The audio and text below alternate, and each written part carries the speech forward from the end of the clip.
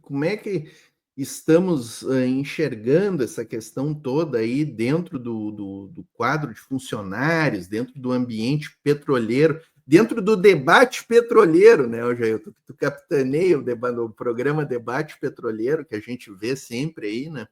Como é que tá transitando esse debate aí no campo petroleiro, Jailton?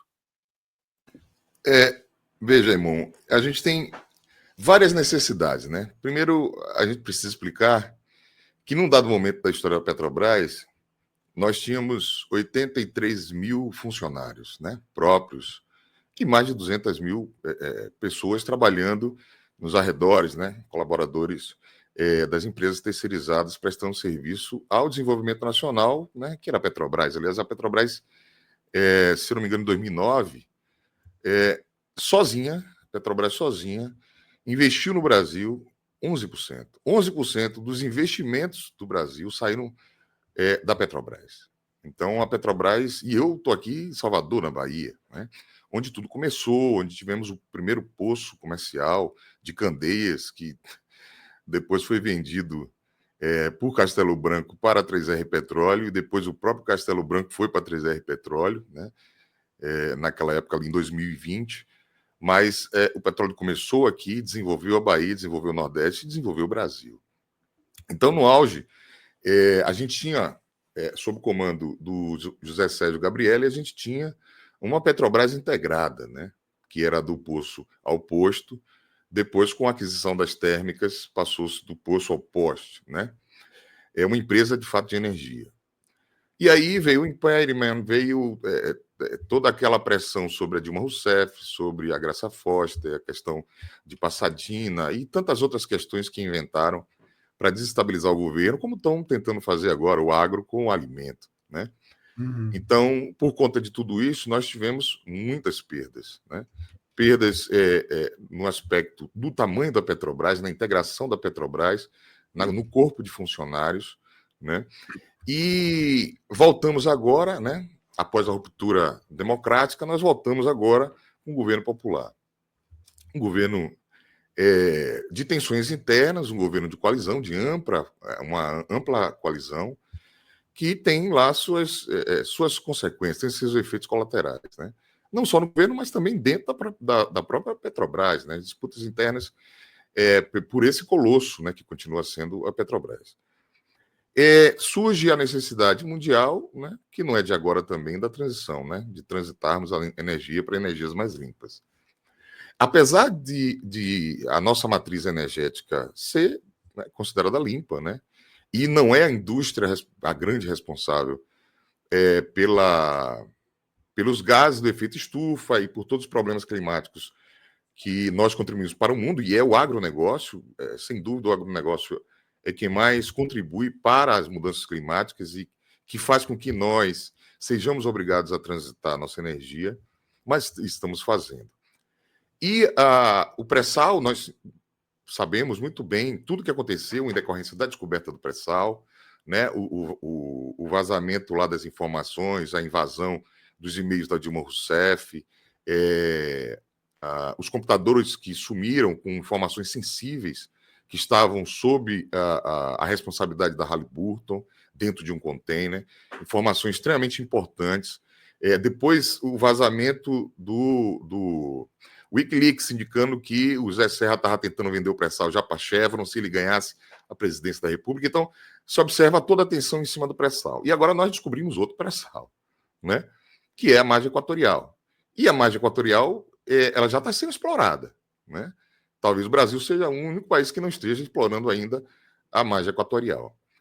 E porque nós entendemos, e aqui eu não falo, apesar de ser dirigente dos sindicatos petroleiros, eu não falo em nome do sindicato, porque o sindicato é um colegiado e, portanto, eu não falaria sozinho aqui, mesmo porque eu não tenho o mando para isso. Mas falo como petroleiro, como cidadão brasileiro, que entende as necessidades e os riscos.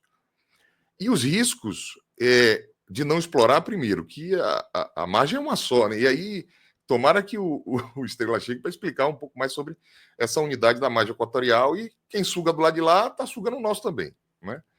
Mas o que eu quero dizer é que nós somos das petroleiras do mundo, a Petrobras é a mais responsável e a que menos causou danos ambientais.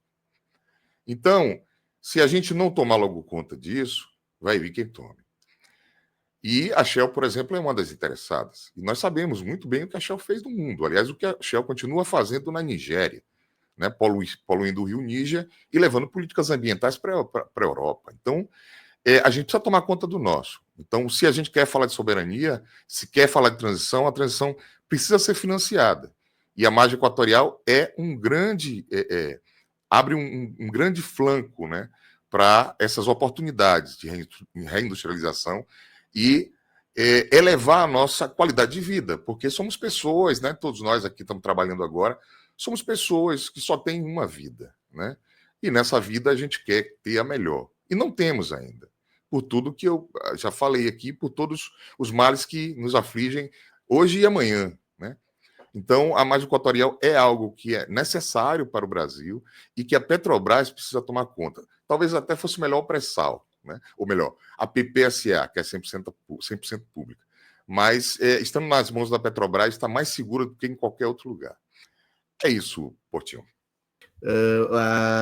O Liud colocou uma questão interessante aqui, né? Que tanto o nosso petróleo como a questão da agropecuária, a gente está. São riquezas, né, que a gente produz aqui no Brasil, mas que não fica nada para o Brasil, né?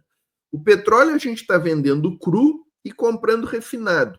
E o agropecuária, a gente está produzindo aí commodities para exportar sem um tostão em imposto para o Brasil, né? É zero de imposto, não cria emprego, né?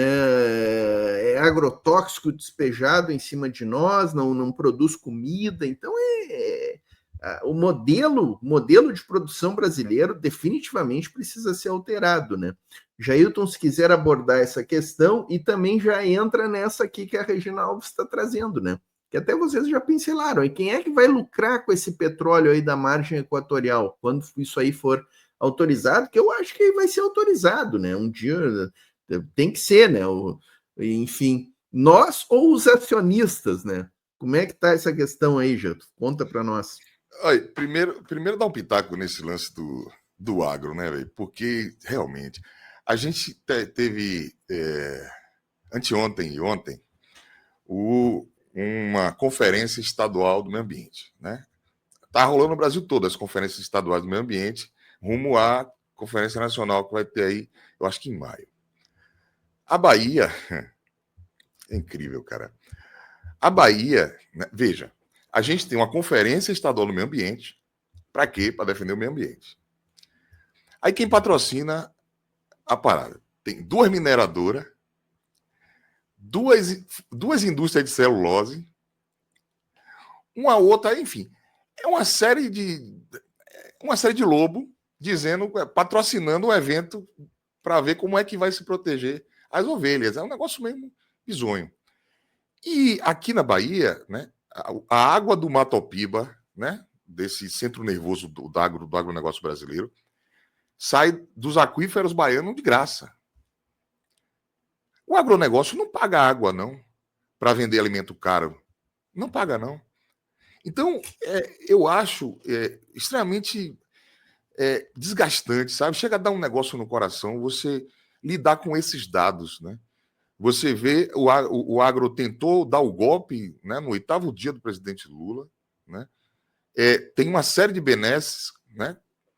Como foi dito aqui, e agora o alimento na casa da Zorra. Nós somos o maior exportador de carne do mundo, né? Por isso que quando a gente fala do metano, mas não é um boizinho ou outro, não. É muita coisa, né? E também somos o maior exportador de grãos. Graças ao quê? As benesses que continuamos dando. Não dando. Por uma série de razões, e uma delas eu citei aqui, a disputa nos centros de poder no governo federal. Sobre a questão do lucro. É uma outra coisa também que, e aí, é uma resposta, a gente tem que fazer até uma meia-culpa, né? Para quem faz essas perguntas. Porque a gente não tem, eu não acredito que a gente tenha hoje capilaridade para fazer novamente aquela campanha do petróleo é nosso. Porque eu entendo que a Petrobras tinha que ser pública. Eu acho que nós concordamos aqui que a Petrobras tinha que ser pública. Mas não é. Ela é economia mista. E esse misto fica a metade para eles e a outra metade a gente divide com eles. Né? Não é nada justo. Para você ter ideia, quando eu falei de 2009, né, onde a Petrobras sozinha correspondeu a 11% dos investimentos totais, né, no Brasil, a Petrobras tinha lucrado, eu separei o dado aqui, 29 bilhões. O lucro da Petrobras foi 29 bilhões de reais. Os acionistas receberam, em virtude disso, 8,3 bilhões. Então, com essa sobra, nós tivemos condições de investir no Brasil na razão de 11%.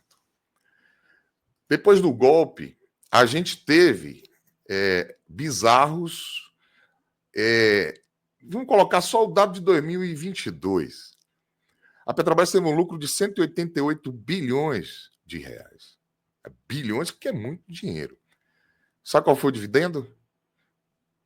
215 bilhões. Que conta é essa?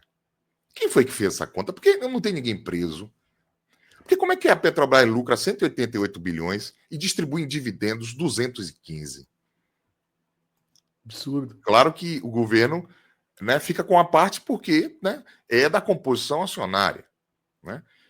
Outra coisa também que é bizonha, aproveitando a pergunta da telenauta aí, é a questão dos dividendos extraordinários. Né? É uma outra aberração. A XP estava aí no final do ano passado já munindo a imprensa especializada sobre uma projeção de dividendo extraordinário. Quer dizer, nem tinha acabado o ano, os caras já inventam. E o que é o dividendo extraordinário? Só para a gente estar na mesma página aqui. O dividendo extraordinário é o seguinte: a Petrobras lucra, ela tem a obrigação de distribuir o dividendo ordinário. Pronto. Distribuiu, o resto é da Petrobras. Então ela distribuiu 45% do lucro para os acionistas. Beleza, o resto é da Petrobras. Aí os acionistas dizem assim: vem cá, Petrobras, você vai fazer o que com esses 55%?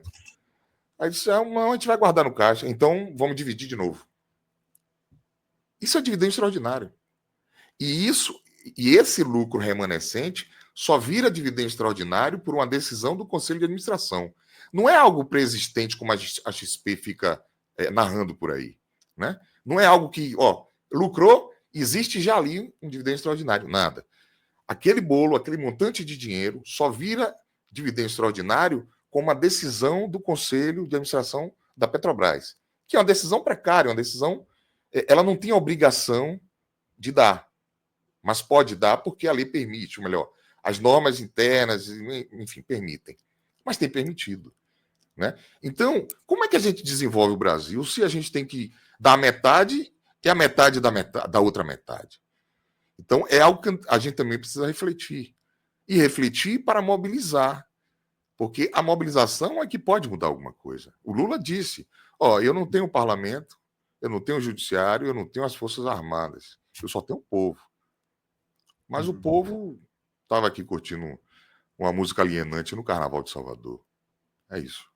Questão aí da Petrobras, né?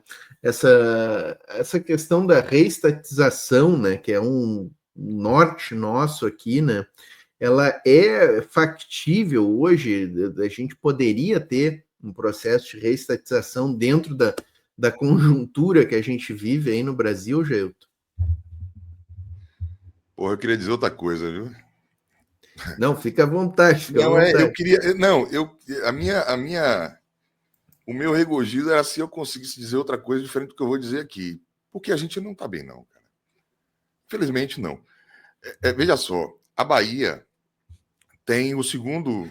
Fica disputando. Jailton, deixa eu só te perguntar uma questão assim, meio objetiva, assim, que é uma dúvida que eu sempre tenho, né?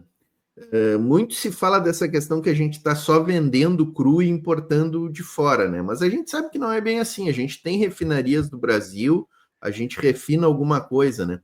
Quantos por cento do combustível que a gente consome aqui no Brasil é refinado no Brasil e quanto é comprado e importado, né? Tem esse dado aí? Eu não tenho, cara. Eu não tenho justo. exatidão, mas há uma sobra.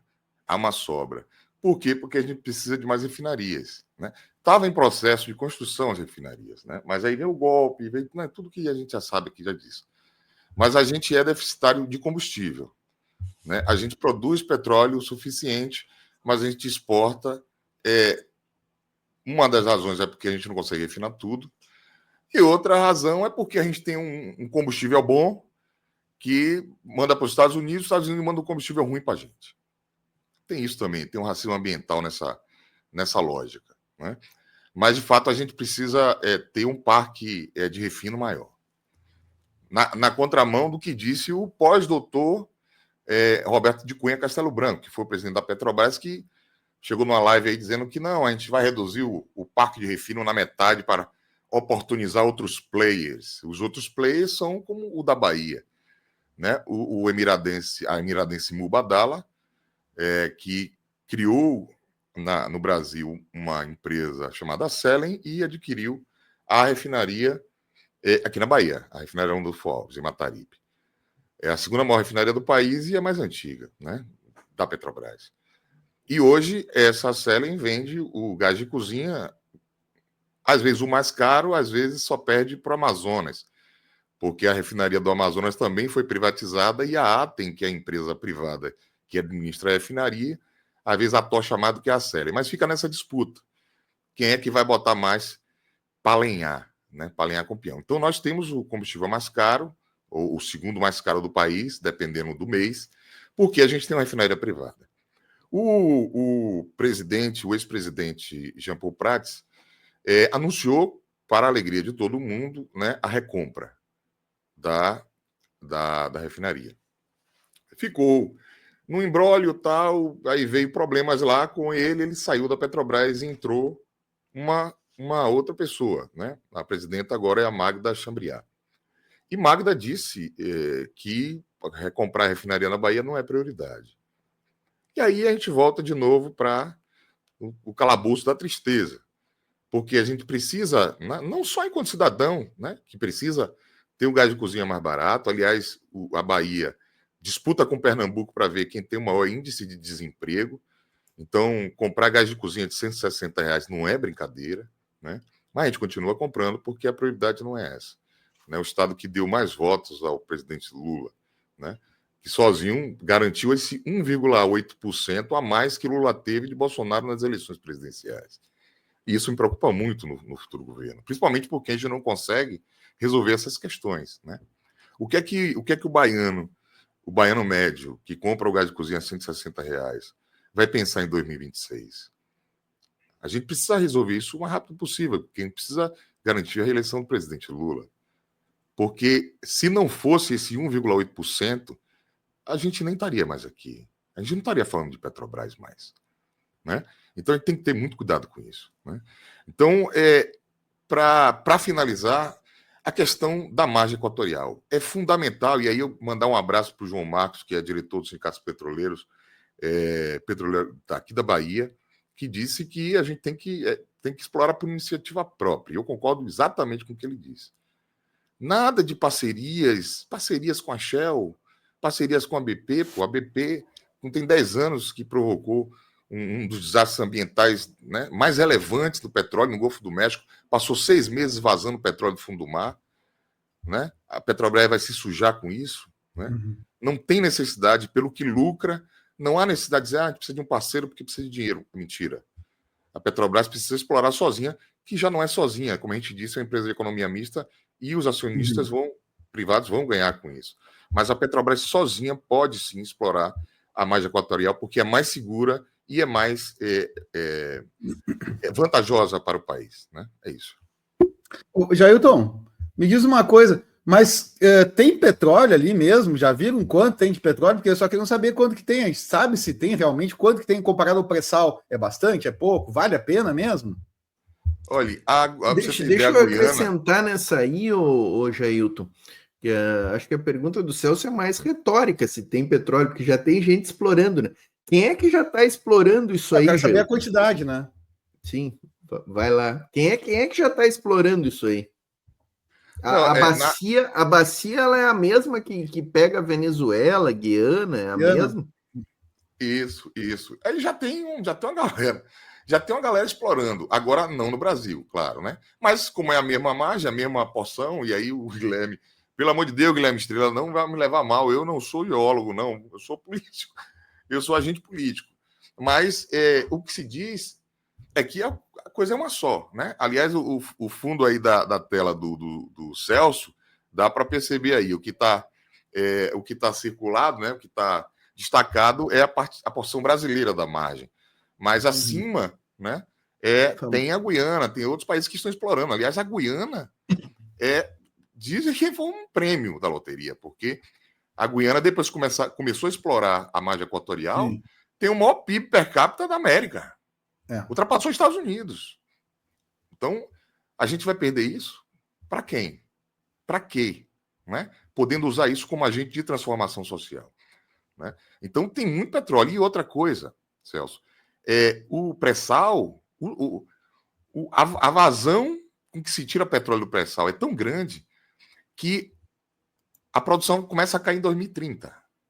Não sou o que estou dizendo, não, né? O Guilherme pode confirmar isso aí.